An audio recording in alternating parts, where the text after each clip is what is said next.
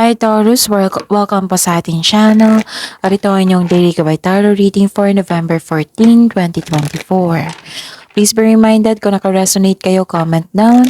Kung hindi kayo naka-resonate, ibigay niyo po sa iba kasi channel reading po ito. This is for you Taurus ngayong November 14, 2024.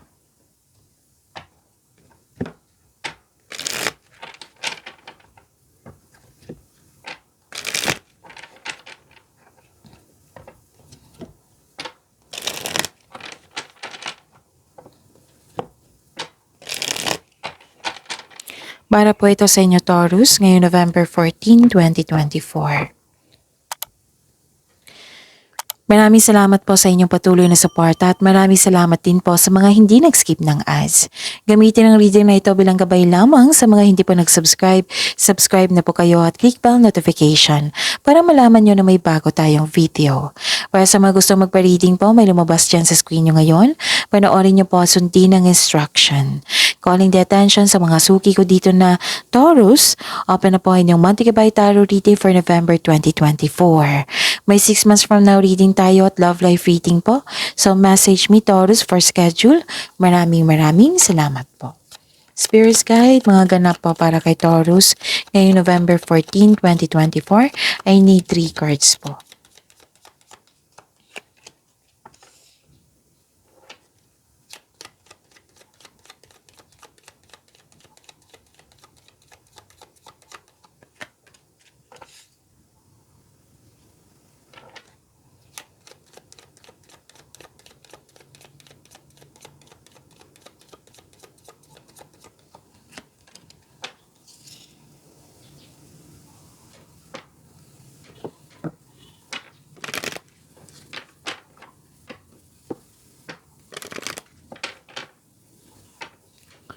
Spirits Guide, message po para kay Taurus kay November 14, 2024. Need 2 cards po.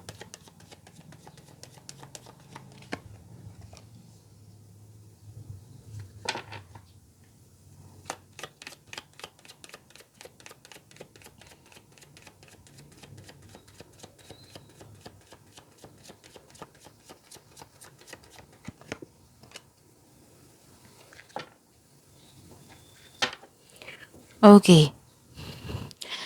Taurus, ngayong November 14, 2024, harvest, nakita ko dito, wow. So, this is literal na harvest. Pwede din na yung tinanim mo, nagbunga, nag-harvest kayo. Pwede din isang produkto ito na naging fast-moving. Pwedeng serbisyo na binigay mo, binayaran ka, pwedeng sweldo, ganon. May naalala kayo dito or may concern dito sa cut-off of connection. Pwedeng na hindi nagkibuan or loss of connection talaga. Nakikita ko dito na love is blooming.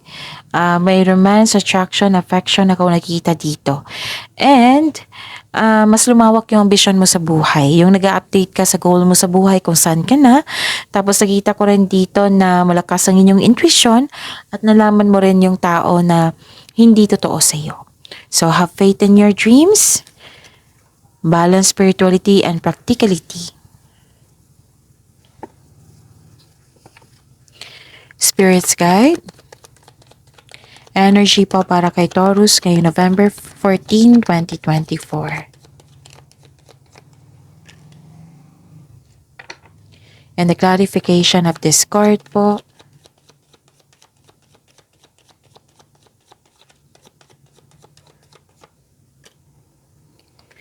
Remember, Taurus, at the end of the day, alam mo na ikaw lang taong may kakayahan at responsable na gumawa ng sarili mong katotohanan at kinabukasan. So ano yung energy mo, Taurus? Kailangan ng pagbalansa dito sa emotions, sa kaperahan, sa oras. May kasiyahan buhat sa paglilibang. Magkaroon ng balanse sa schedule, panahon sa sarili at sa pamilya.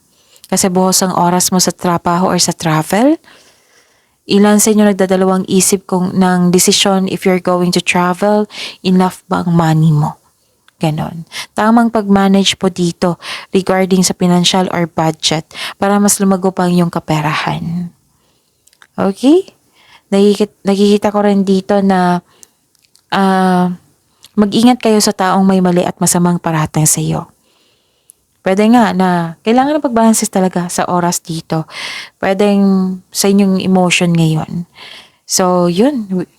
This card advise you to find your voice and stay strong to your values. Basta, panatilihin mo maging totoo sa kasabihan pa, with the right values, rewards comes.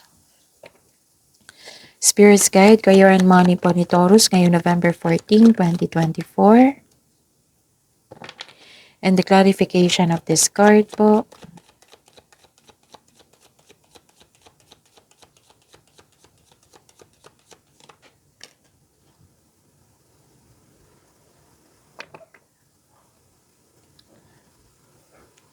So may biglaang pagbabago dito. May sikreto na parating which may be shocking. May biglaang pagbabago sa inyong career and money. Ang darating na pagbabago na ito ay makasuporta sa iyong growth and expansion. Sabi po ng card niyo po dito. At nakikita ko rin dito na may concern kayo sa immature na tao or oversensitive, selfish. Parang may irritable dito. Oo. Mag-ingat sa sasabihin mo sa kanya kasi magiging sensitive tong taong ito. Pwedeng kausapin mo talaga siya. Tapos, this is a repeating message na wala ka ng time sa sarili mo. You may be taking life too serious. Spirit's Guide, Love Life, Self-Love, Partnership, and Romance, si Taurus, ngayong November 14, 2024. And the clarification of this card po.